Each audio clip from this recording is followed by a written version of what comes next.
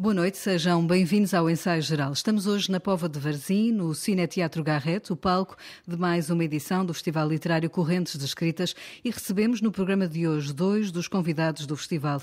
Partilham o gosto pela música, pela escrita e pela leitura. Temos connosco a cantora Luísa Sobral, que se estreia na escrita de um romance sobre o qual vamos falar, e temos também connosco o escritor brasileiro Rafael Galo, vencedor do Prémio Saramago em 2022 e que vive há um ano em Portugal. Bem-vindos.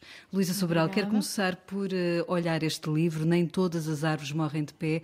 É o primeiro romance, tinha escrito outros dois livros, mas para crianças. Este é um livro que nos leva para um tempo de uma Europa dividida, de uma Alemanha com um muro, e que tem duas vozes principais, duas mulheres.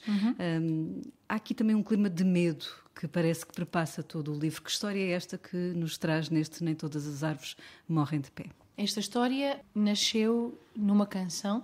Aliás, a história foi-me enviada por uma amiga, porque os meus amigos enviam-me coisas de vez em quando acham que vão ser inspiradoras. E então ela enviou-me uma notícia que foi super inspiradora e eu escrevi uma canção.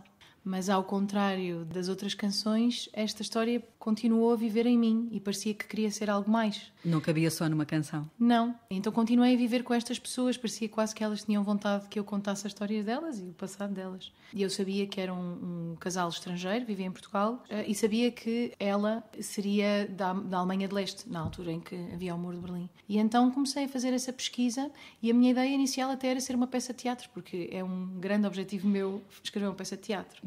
Mas depois, assim como a canção não queria ser só canção, o texto não queria ser peça.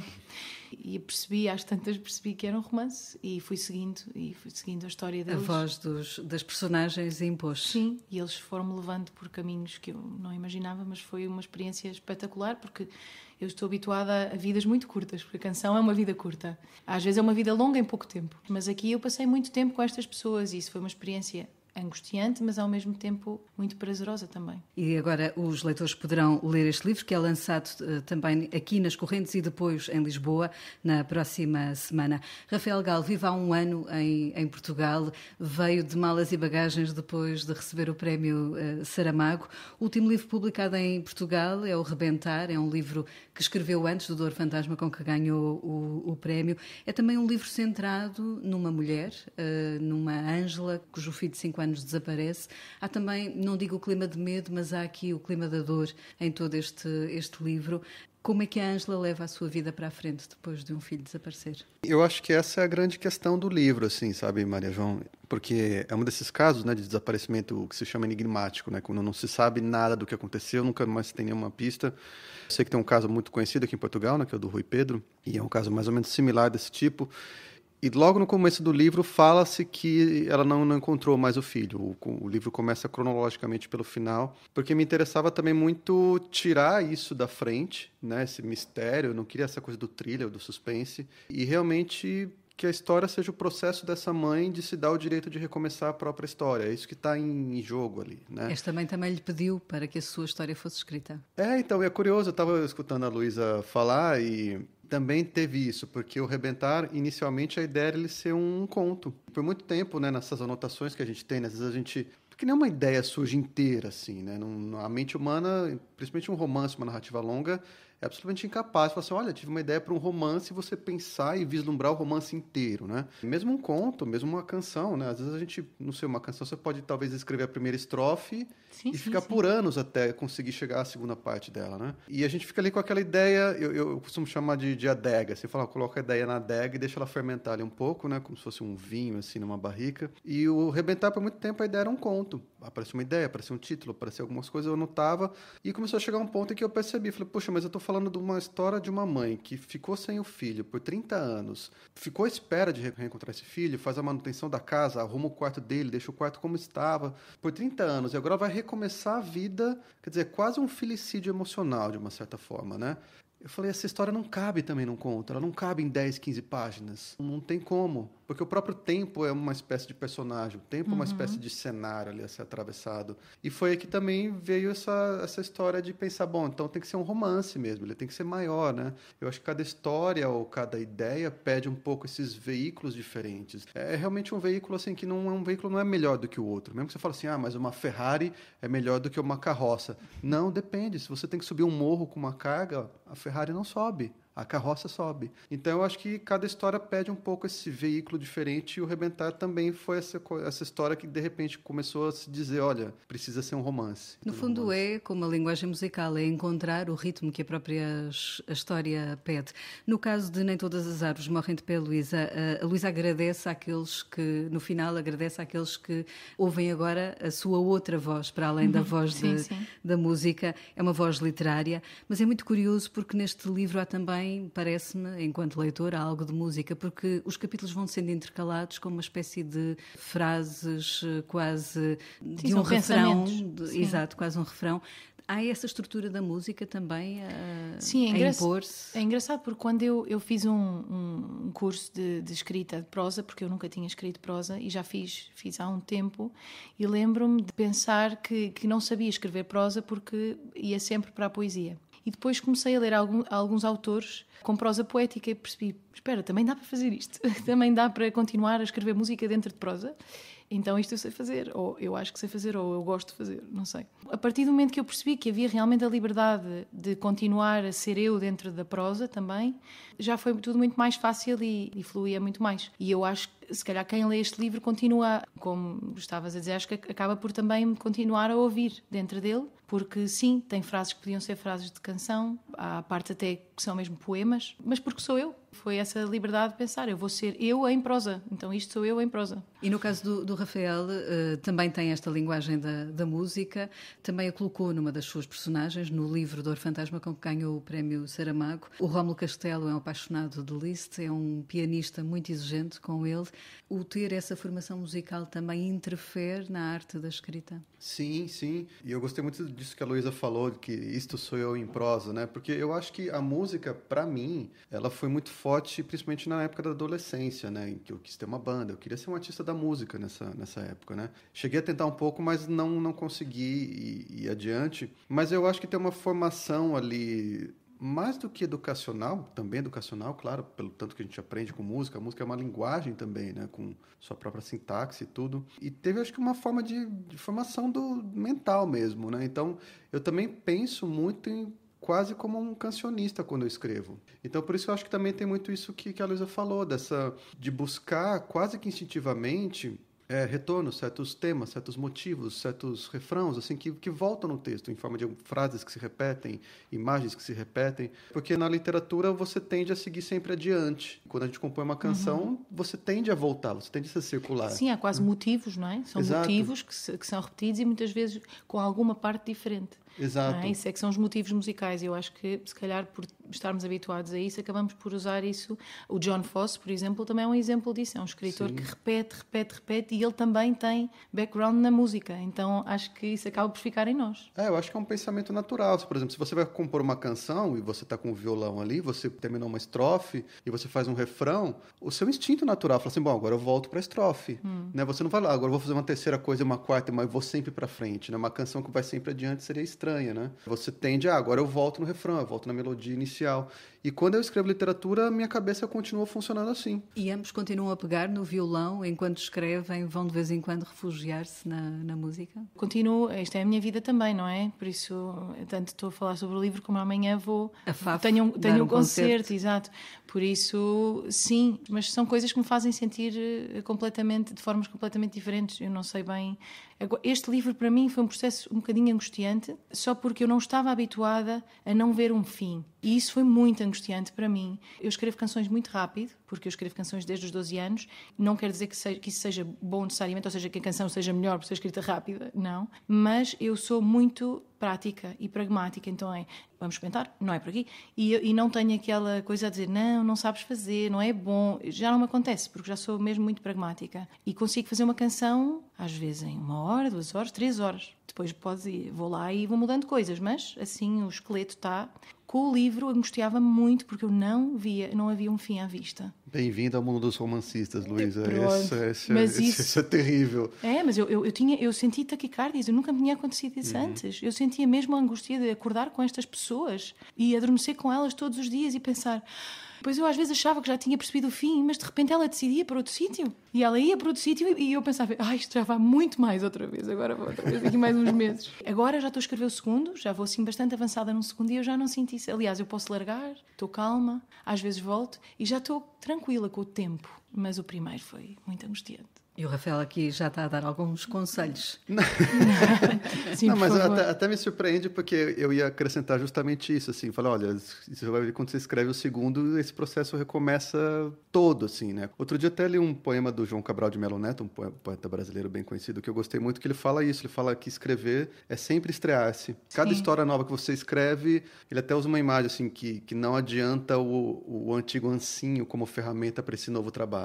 Como cada livro, a gente entra de novo nessa angústia de, puxa, eu não sei como é que isso vai acabar, não consigo enxergar o fim, demora um tempo. Eu acho que talvez mas uma não coisa é que tão, mas não me faz tanto mal. Ou se calhar eu já sei só viver com ela. O que a gente aprende é que, pelo menos para mim, essa tem sido a experiência, assim, eu sei que eu não enxergo o fim, eu não posso terminar em uma tarde, por exemplo, com uma canção que é adorável, né? Você num dia você conseguir, né? Mas eu sei que vai chegar uma hora no final que isso vai acabar. Né? Assim, eu só não sei agora como é que é o fim e como é que eu vou chegar lá. E eu me sinto incapaz de chegar, mas eu sei que isso faz parte do trajeto de chegar até o fim e eu vou chegar. Em algum momento haverá esse ponto final. Mas o primeiro, realmente, a gente sente isso. A gente acredita muito nessa incapacidade de enxergar o caminho todo. Você fala assim, bom, então eu não enxergo porque eu não vou ser capaz. É como se fosse uma viagem tão longa que você fala, não vou sobreviver a ela. Isso e o facto de viver com estas pessoas, porque eu nunca vivi com as pessoas das minhas canções, mas estas pessoas iam dormir comigo todas as noites e isso foi estranho para mim. Mas isso também acontece quando são leitores, porque vocês são ambos bons leitores, gostam de partilhar também nas redes sociais aquilo que leem. Muitas das vezes as personagens dos livros que lemos também nos habitam. Sim. E tenho saudades delas quando termino e preciso fazer um luto. Acontece, sim, quando são livros bons. Ando com eles também muito tempo, é verdade. E a leitura também ajuda à escrita? É fundamental em muitos níveis, né? Primeiro, aprender essa experiência, né? De viver com uma personagem e saber, né? A diferença quando a gente escreve é que a gente tem um pouco mais aquele dilema de, olha, eu posso mudar tudo, né? Eu lembro, por exemplo, quando eu comecei a escrever O Dor Fantasma, uma das questões é se ele teria filhos ou não. E depois que a história está escrita, parece que ela só poderia ter sido daquele jeito, né? Olha, ela se fechou desse jeito.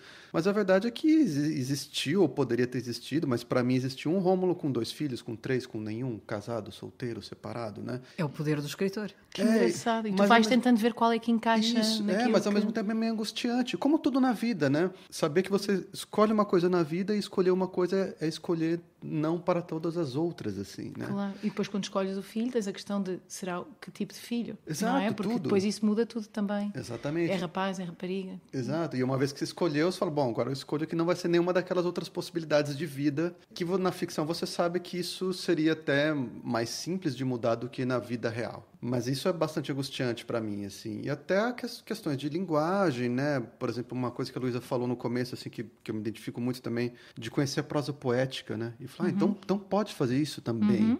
É a gente conhecer essas coisas que a gente nem imaginava que poderiam existir, que de repente você fala, olha, então eu posso fazer isso também, eu posso escrever dessa outra maneira. Uma escritora brasileira que eu gosto muito, que é a Aline Bay, eu no outro dia li um livro dela, o primeiro livro que li, de repente ela brinca com as palavras e de repente as palavras são também algo estético. Quando ela diz dançar, ela de repente põe as palavras como se estivesse a fazer um passo de dança. E eu pensei, lá está outra vez. Mas pode fazer, dá para fazer isto também pode.